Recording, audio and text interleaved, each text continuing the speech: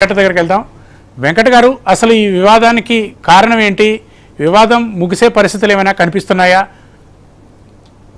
Yes Vamsi గారు, ముఖ్యంగా చూస్తున్నట్టయితే డాన్సర్స్ సంబంధించినటువంటి అసోసియేషన్లో జరుగుతున్నటువంటి గొడవ ఏదైతే ఉందో అంతర్గతంగా ఉన్నటువంటి గొడవ ఇది బహిర్గతంగా అయ్యి ఒకటి అసోసియేషన్ మధ్యలోనే విభేదాలు రావడము, రెండు వర్గాలుగా విడిపోవడం అనేది మొదటగా చూసాము.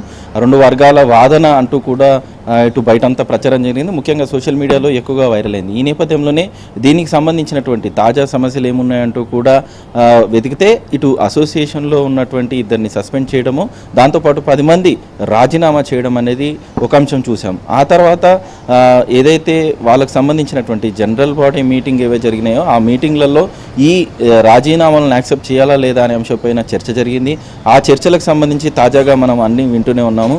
అయితే ప్రస్తుత పరిణామాలు ఏ విధంగా మారాయంటే అటు అసోసియేషన్లో జరిగినటువంటి వివాదాలన్నీ కూడా అటు ఫెడరేషన్ చేరుకున్నాయి. ఎందుకంటే ఈ రాజీనామాలన్నీ కూడా వీళ్ళందరూ కలిసి ఫెడరేషన్కి ఇవ్వడము, ఫెడరేషన్ దృష్టికి రావడంతో ఈ తెలుగు ఇండస్ట్రీకి సంబంధించినటువంటి ఫెడరేషన్ ఏదైతే ఉందో దాదాపుగా అతి సీనియర్ ఫెడరేషన్గా ఉంది. దీనికి అనుగుణంగా 24 క్రాఫ్ట్లు పనిచేయాలి. ఈ 24 క్రాఫ్ట్లకు సంబంధించినటువంటి ఏ క్రాఫ్ట్ అయినా కూడా ఆ అసోసియేషన్ సంబంధించి సమస్యలు ఉంటే ఫెడరేషన్ వెళ్ళి వాళ్ళకి సర్ది చెప్పే ప్రయత్నం చేస్తూ ఉంటుంది. ఈ నేపథ్యంలోనే తాజాగా డాన్స్ మాస్టర్ అసోసియేషన్ సంబంధించినటువంటి సమస్య కూడా రావడం జరిగింది వాళ్ళ దృష్టికి.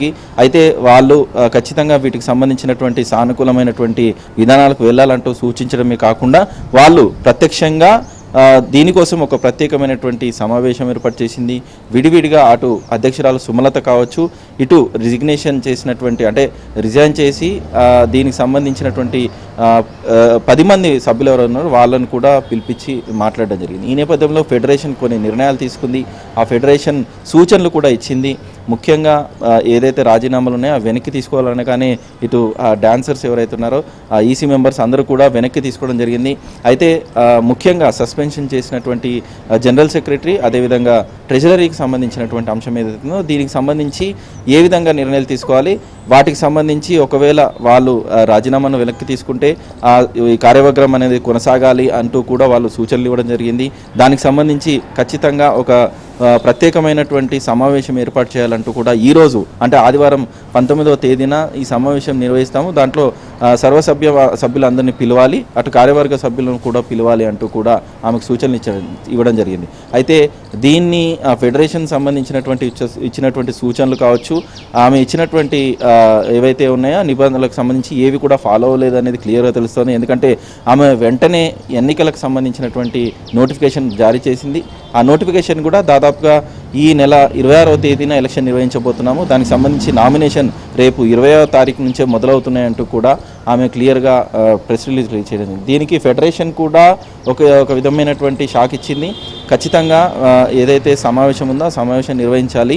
అదేవిధంగా జానీ మాస్టర్కి సంబంధించి గతంలో ఏదైతే ఈ వివాదాలు జరుగుతున్న సమయంలో ఆయన ఫెడరేషన్కి సంబంధించి అనుచిత వ్యాఖ్యలు చేశారంటూ కూడా జానీ మాస్టర్కి ఫెడరేషన్ షోకాజ్ నోటీసులు ఇచ్చింది. అదేవిధంగా ప్రెసిడెంట్ సుమలతను కూడా ఏవైతే ఫెడరేషన్ ఇచ్చినటువంటి సూచనలు పాటించట్లేదో అవి ఖచ్చితంగా పాటించాలంటూ కూడా ఆమెకు సలహాలు ఇచ్చింది. ఈ నేపథ్యంలో వీటికి సంబంధించినటువంటి విషయాలు ఏవి కూడా ప్రస్తుతం జరగట్లేదని చెప్పుకోవచ్చు. అంటే ఫెడరేషన్ ఇచ్చినటువంటి సూచనలు జరగట్లేదు.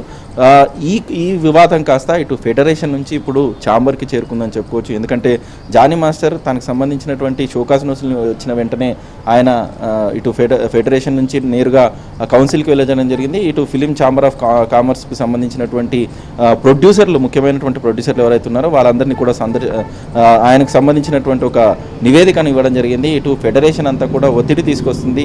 మహిళా అధ్యక్షురాలుగా ఉండి ఆమె ముందుండి పనులు చేస్తుంటే అడ్డంకులు క్రియేట్ చేస్తున్నారు. అంతేకాకుండా అంతర్గత విషయాలు అంటే ఎన్నికలు జరపాలా లేదా, సస్పెన్షన్ వాటికి సంబంధించి యాక్సెప్ట్ చేయాలా లేదా అనే అంశాలపైన కూడా, అంతేకాదు వీళ్ళని వెనక్కి తీసుకొని వాళ్ళని పని చేయించుకోవాలనే సూచనలు ఇవ్వడమే కాకుండా ఎవరైతే అక్రమాలకు పాల్పడ్డారో వాళ్ళందరినీ కూడా ఈ కార్యవర్గ సభ్యంలో తీసుకొని కంటిన్యూ చేయాలంటూ కూడా సూచనలు ఇస్తున్నారు, ఒత్తిడి చేస్తున్నారనే అంశాలను ఆయన కౌన్సిల్ దృష్టికి తీసుకెళ్ళడం జరిగింది. మొత్తం మీద ఇప్పుడు ప్రజెంట్ ఛాంబర్లో ఉన్న ఇష్యూ ఏ విధంగా ముందుకెళ్తుంది, అటు ఫెడరేషన్ ఇచ్చినటువంటి సూచనలు ఫాలో అవ్వకపోవడం అనేది డాన్స్ మాస్టర్ అసోసియేషన్ వాళ్ళకు ఫెడరేషన్ ఎలాంటి సూచనలు ఇవ్వబోతుంది అనేది మరి వేచి చూడాల్సింది.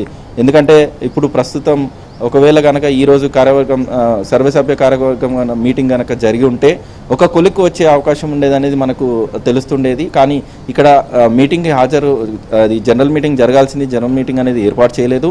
అంతేకాకుండా రేపు ఎలక్షన్లకు సంబంధించి నోటిఫికేషన్ ఏదైతే ఇచ్చిందో ఆ నోటిఫికేషన్ సంబంధించినటువంటి కార్యక్రమాలకు తీసుకెళ్లేందుకు ఇప్పుడు కార్యాలయంలో ఆ పనులు కొనసాగిస్తున్నట్టుగా కూడా మనకు సమాచారం అందుతుంది. మొత్తం మీద ఈ సిచ్యువేషన్లో ప్రజెంట్ ఏ విధంగా వెళ్ళబోతోంది, ఒకవేళ ఇటు ఫెడరేషన్ ఏమైనా నిర్ణయాలు తీసుకుంటుందా లేదా అటు కౌన్సిల్ ఏదైతే ఉందో అంటే ప్రొడ్యూసర్ కౌన్సిల్ ఏదైతే ఉందో ప్రొడ్యూసర్ కౌన్సిల్స్ పెద్ద దిక్కుగా వచ్చి ఇటు డ్యాన్స్ మాస్టర్లకు సంబంధించినటువంటి సమస్యలు, అదేవిధంగా ఫెడరేషన్ ఇచ్చినటువంటి సూచనలు, ఇటు డ్యాన్స్ అసోసియేషన్లో జరుగుతున్నటువంటి ఈ సమస్యలని పరిష్కరిస్తుందా అనేది వేచి చూడాల్సిన అవసరం ఉంది. వంశీ గారు, వెంకట్, దీనికి ముగింపు ఏమైనా కనిపిస్తుందా? కనుసూపు మేరలో ఏమైనా అంటే పరిష్కార మార్గాలు ఏమైనా కనిపిస్తున్నాయా? ఎస్, ఖచ్చితంగా. ఇప్పటికీ ఇవి అంతర్గత విషయాలు, ఇట్లాంటి విషయాలన్నీ కూడా అసోసియేషన్లో ఉండి పరిష్కరించాలనేది ఇటు ఫెడరేషన్ కానీ అటు ఫిలిం ప్రొడ్యూసర్ కౌన్సిల్ కానీ ఏ బాడీ అయినా కూడా ఆ అసోసియేషన్ నిబంధనల ప్రకారం వాళ్ళకి సంబంధించినటువంటి సమస్యలు కనుక బయటికి వస్తే అటు ఖచ్చితంగా పెద్ద దిక్కుగా అటు ఫెడరేషన్ రావచ్చు, ఇటు ప్రొడ్యూసర్ కౌన్సిల్ వీళ్ళిద్దరూ కూడా సానుకూలంగా వచ్చి ఇద్దరు సమస్యలను విని పరిష్కరిస్తారు. ఖచ్చితంగా దీనికి ఒక సొల్యూషన్ వస్తుంది. ఫెడరేషన్ నుంచి వచ్చేటువంటి నిర్ణయాలు కావచ్చు, లేదా ఇటు ఏదైతే ఫిలిం ఛాంబర్కి సంబంధించినటువంటి ప్రొడ్యూసర్ కౌన్సిల్ సంబంధించినటువంటి వాళ్ళ పెద్దలు కలగజేసుకొని ఈ ఇష్యూని కనుక త్వరగా ఎలక్షన్స్ లేకుండా, అంటే రాజీనామా చేసిన వాళ్ళు ఎట్లాగో వెనక్కి తీసుకున్నారు కాబట్టి ఈ కార్యవర్గ ఏదైతే ఉందో కార్యవర్గం కొనసాగించే విధంగా కూడా ఒకవేళ సూచనలు ఇస్తే మాత్రం ఈ ఇష్యూను సద్దుమణిగే అవకాశం ఉంది. మరోవైపు సుమలతతో నిన్న మాట్లాడినప్పుడు ప్రెసిడెంట్ సుమలత కూడా ఒక సూచన ఇచ్చింది.